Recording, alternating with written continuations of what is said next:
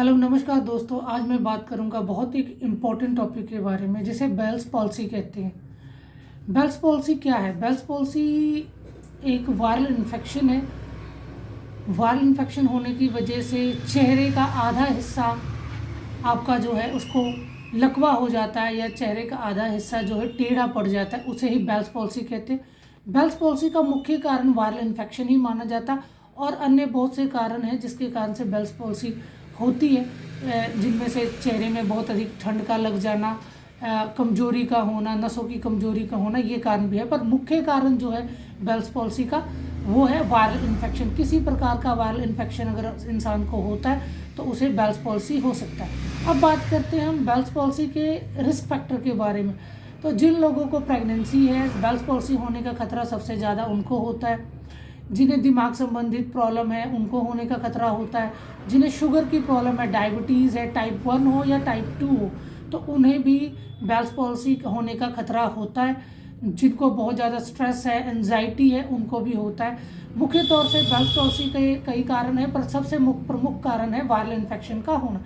चलिए अब हम बात करते हैं बेल्स पॉलिसी क्या होती है। बेसिकली बेल्स पॉलिसी एक लकवा ही है। जो चेहरे का लकवा होता है वो दाहिने या बाएं एक तरफ का हो सकता है। तो जिस तरफ का भी चेहरे का जो चेहरा में अगर लकवा मार जाता है तो उसे बेल्स पॉलिसी कहते हैं। ऐसी लकवा मारने के बाद चेहरा बहुत ही विकृत हो जाता है और बात करने में, हंसने में बहुत सारी प्रॉब्लम आती है और मरीज बात नहीं कर पाते।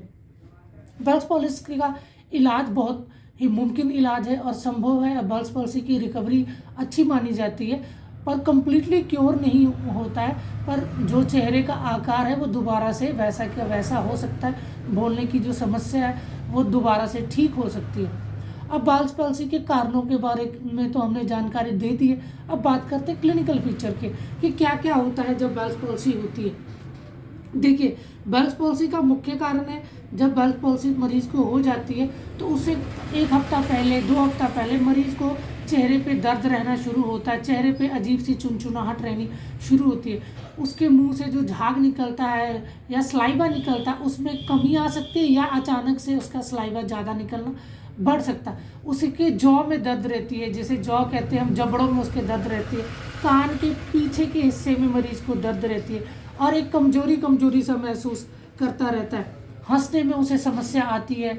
उसके आंखों से आंसू निकलता रहता है, आंखों से उसके आंसू निकलता रहता है। उसे जोरदार सिर में दर्द रहती है। कमजोरी का एहसास लगातार उसको बना रहता है। कभी कभी लकवे की शिकायत होने पे, बेल्स पॉलिसी की शिकायत होने पे मरीज को किसी चीज़ का स्वाद नहीं आता। अगर आपके सिर में दर्द है, चेहरे के आसपास लगातार दर्द रहा है, कान के पीछे दर्द है, जबड़ों में आपके दर्द है, आप टेंशन में हैं, आप एंजाइटी में हैं, आपको घबराहट बेचैनी रहती है, वीकनेस महसूस होता है, तो और आप शुगर या बीपी की दवाई खा रहे हैं तो आप बेल्स पॉलिसी के शिकार हो सकते हैं। ये सारे लक्षण बेल्स पॉलिसी के हैं जिसमें होता है।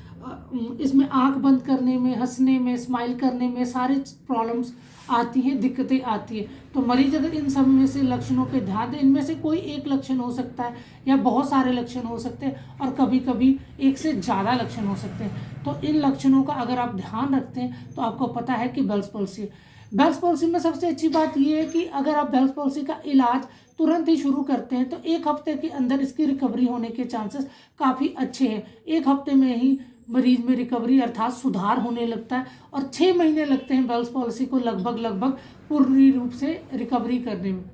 तो अब बात करते हैं कि किनको हो सकता है बेल्स पॉलिसी। बेल्स पॉलिसी में कोई एज फैक्टर नहीं है। किसी भी एज में, किसी भी उम्र में किसी को भी चेहरे का लकवा या कहें बेल्स पॉलिसी नाम की बीमारी हो सकती है। इसका मुख्य कारण वायरल इन्फेक्शन होता है। अब बात करते हैं कि बेल्स पॉलिसी में कौन से टेस्ट कराए जाए। देखिए, बेल्स पॉलिसी में मुख्य तौर से कोई खास टेस्ट कराने की जरूरत नहीं होती।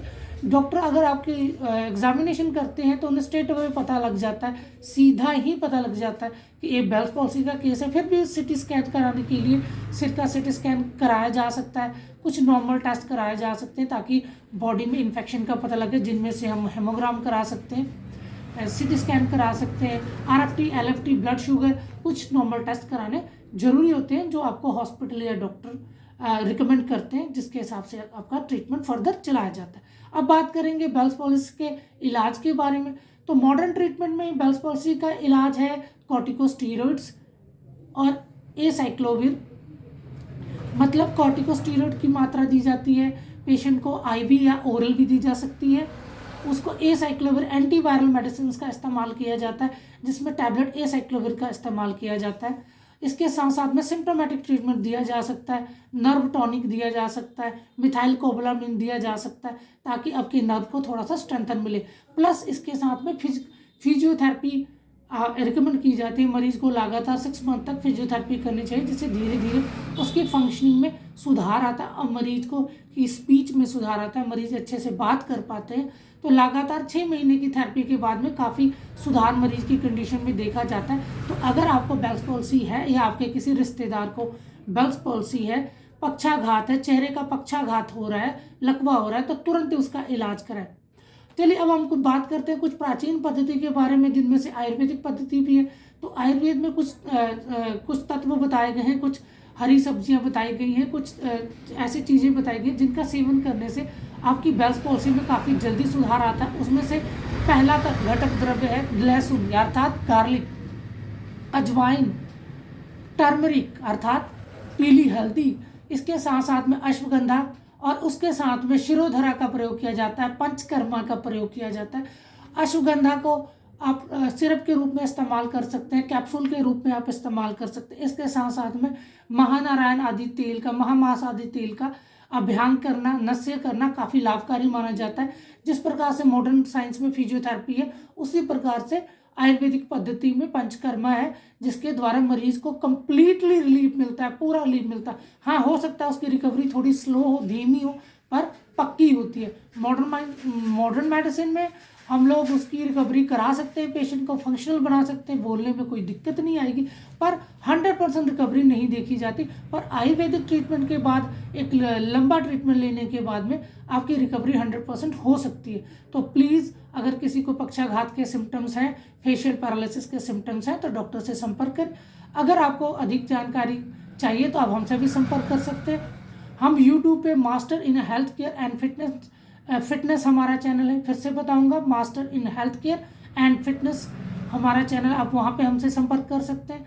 फेसबुक पे चंचल सिंह के नाम से हमारा फेसबुक आईडी है, आप उस पर अपने मैसेज कर सकते हैं। आप हमें हेल्थ टिप्स के लिए फॉलो कर सकते हैं।